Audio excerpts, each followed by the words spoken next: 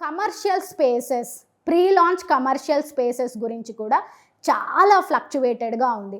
Before permissions రాకముందు pre లాంచ్ల్లో మనము కమర్షియల్ స్పేసెస్లో ఇన్వెస్ట్ చేయడం 100% రిస్కీ థింగే.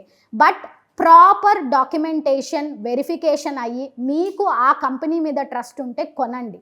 బట్ ఆఫ్టర్ ఎలక్షన్ అంటే ఆఫ్టర్ పర్మిషన్స్ వచ్చిన తర్వాత కొంటే ఇంకా సేఫ్ అండ్ సెక్యూర్డ్గా ఉంటుంది. సో కమర్షియల్ స్పేసెస్ ఇప్పుడు పోస్ట్ కోవిడ్ తర్వాత గత 1.5 year నుంచి కమర్షియల్ స్పేసెస్ మీద ఇన్వెస్ట్మెంట్స్ కూడా బాగానే పెరిగాయి. ఇన్వెస్టర్స్ అంటే వాళ్ళు ఫస్ట్ ఫ్లాట్ కొన్నారు, ఫ్లాట్ తర్వాత విల్లాస్ అయిపోయాయి, ఫామ్ ల్యాండ్స్ అయిపోయాయి, ప్లాట్స్ కూడా అయిపోయాయి. సో ఇప్పుడు అందరూ కొంచెం కమర్షియల్ స్పేసెస్ మీద ఇంట్రెస్ట్ చూపిస్తున్నారు.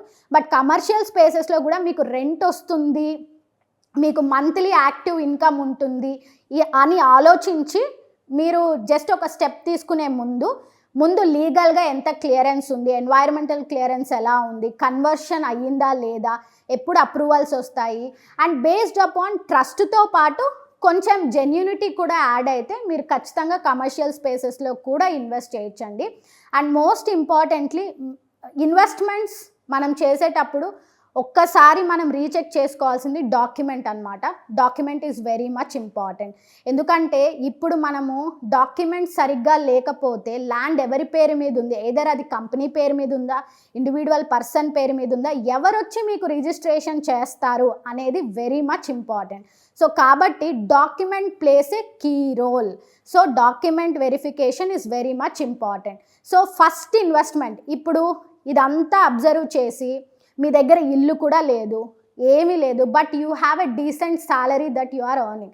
మరి నేను రియల్ ఎస్టేట్లో ఏ సెగ్మెంట్ మీద ఇన్వెస్ట్ చేయాలి అని మీరు అనుకుంటే ఖచ్చితంగా ఫస్ట్ ప్లాటే కొనండి. ప్లాట్ మీద ఇన్వెస్ట్ చేస్తే అదే ప్లాట్ మళ్ళీ మీరు రీసేల్ చేసినప్పుడు you can buy a luxury 2 BHK అండి. సో కాబట్టి ఫస్ట్ ఇన్వెస్ట్మెంట్ ఎప్పుడు ప్లాట్ మీద ఇన్వెస్ట్ చేయండి. ఎలాంటి ప్లాట్స్ తీసుకోవచ్చు అంటే వితిన్ 5 yearsలో అప్రిసియేషన్ వచ్చే ప్లాట్స్ మీద ఇన్వెస్ట్ చేయండి. ఒకవేళ మీకు అదే ప్లాట్లో ప్రైమరీ లివింగ్ కావాలి అనుకుంటే HMDA R1 జోన్లో ఉండే ప్లాట్స్ మీద ఇన్వెస్ట్ చేయండి. లేదు నా ప్లాట్ అలాగే ఉండాలి, నాకు 5 ఏళ్ల తర్వాత అయినా సరే నాకు అది రీసేల్ చేస్తే వాల్యూ రావాలి అనుకుంటే మీ దగ్గర బడ్జెట్ తక్కువగా ఉంటే గో ఫర్ DTCP లేఅవుట్ అనమాట. సో ఇవన్నీ ఓకే.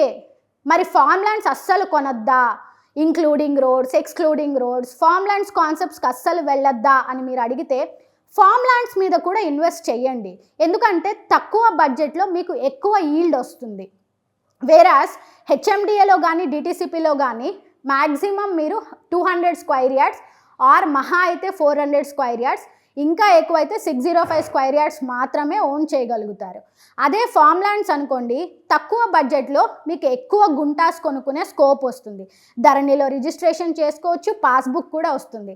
కానీ ఎలాంటి ఫామ్ ల్యాండ్స్ మీద ఇన్వెస్ట్ చేయాలి అంటే DTCP లిమిట్స్లో ఉండే ఫామ్ ల్యాండ్స్ మీద ఇన్వెస్ట్ చేయండి. ఎందుకంటే HMDA లిమిట్స్లో ఉండే ఫామ్ ల్యాండ్స్ ఒకవేళ మాస్టర్ ప్లాన్లో అక్కడ ఏమైనా డెవలప్మెంట్ యాక్టివిటీస్ వచ్చే స్కోప్ ఉంటే మేబీ మన ఫామ్ ల్యాండ్ సర్వే నెంబర్స్ అందులో ఏదైనా ఇంక్లూడెడ్గా ఉంటే కొంచెం రిస్క్ ఉండే స్కోప్ ఉంటుంది. అదే DTCP అనుకోండి, ఫ్రీ జోన్లో ఉన్న ఫామ్ ల్యాండ్స్లో ఇన్వెస్ట్ చేయండి. కాకపోతే అది మీరు ప్రైవేట్గా ల్యాండ్ కొంటారా లేదా వెంచర్ త్రూ ల్యాండ్ కొంటారా అనేది చూడండి.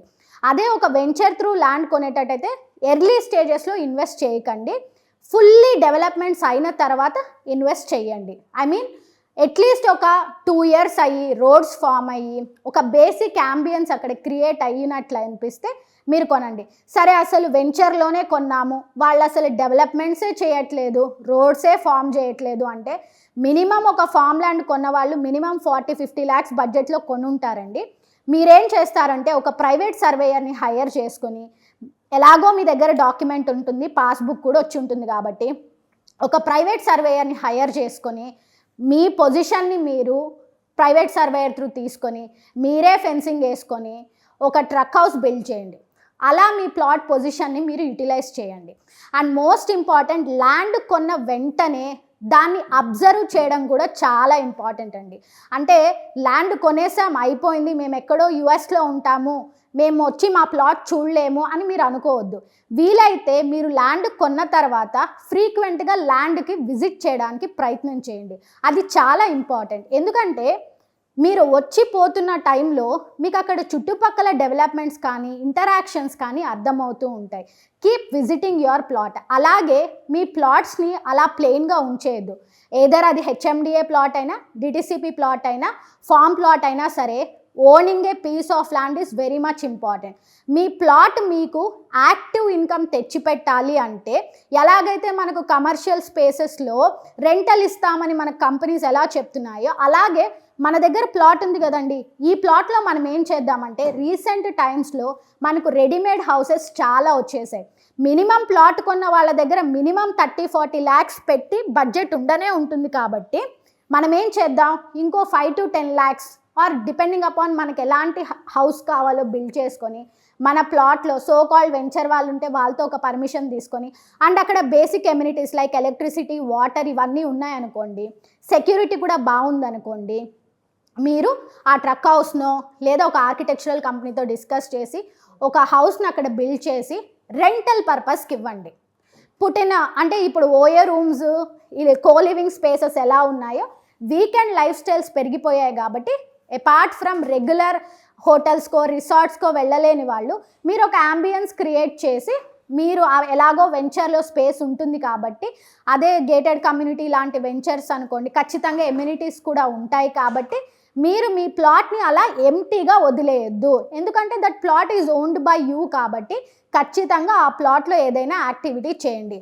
అదే మీకు ఒక ప్రైవేట్ ల్యాండ్ ఉందనుకుందాం, యూ హ్యావ్ మోర్ అంటే ఒక 1 or 2 acres ల్యాండ్ ఉంది, ఎప్పుడో కొనిపెట్టేశారు అనుకోండి, వాటిల్ని ఒక స్టూడియో డిజైన్స్ కూడా చేయండి. లైక్ కొన్ని ఆర్టిఫిషియల్ అండ్ కొన్ని రెడీమేడ్ స్ట్రక్చర్స్తో పెట్టేసి you can give them for the ఫోటోషూట్స్కి కూడా ఇవ్వచ్చు. అంటే ల్యాండ్ ఎవరైనా కొనమని చెప్తారండి, ఆ ల్యాండ్ని ఎలా యూటిలైజ్ చేయాలనేది కూడా చాలా ఇంపార్టెంట్. ఎందుకంటే డబ్బులున్నాయి, ప్లాట్ కొన్నాను డబ్బులున్నాయి, ఇల్లు కొన్నాను డబ్బులున్నాయి, విల్లా కొన్నాను, this and all is very common. కానీ వాటిని మనం ఉపయోగించుకోలేనప్పుడు, మనం పెట్టిన ఇన్వెస్ట్మెంట్ మనకు యాక్టివ్ ఇన్కమ్ ఇవ్వలేనప్పుడు మనం ఆ ఇన్వెస్ట్మెంట్స్ని అలా వదిలేయకూడదు. సో కాబట్టి దయచేసి మీరందరూ మీ దగ్గర ప్లాట్లు ఉంటే ఫస్ట్ మీరు ముందు వాటిని విజిట్ చేయడానికి ట్రై చేయండి. అప్రోచ్ రోడ్స్ ఎలా ఉన్నాయో చూడండి. బేసిక్ క్లీనింగ్ యాక్టివిటీస్ అన్నా చేసుకోండి మీ ప్లాట్లో. చేసి ఆ ప్లాట్లో వీలైతే ఏదైనా ఒక యాక్టివిటీ క్రియేట్ చేయడానికి ట్రై చేయండి. అలాంటి యాక్టివిటీ చేస్తే మిగిలిన ఓనర్స్ కూడా వస్తారు, అక్కడ ఒక కమ్యూనిటీ యాక్టివిటీ అనేది స్టార్ట్ అవుతుంది. సో ప్లాట్స్ని మాత్రం అలా వదిలేయకండి.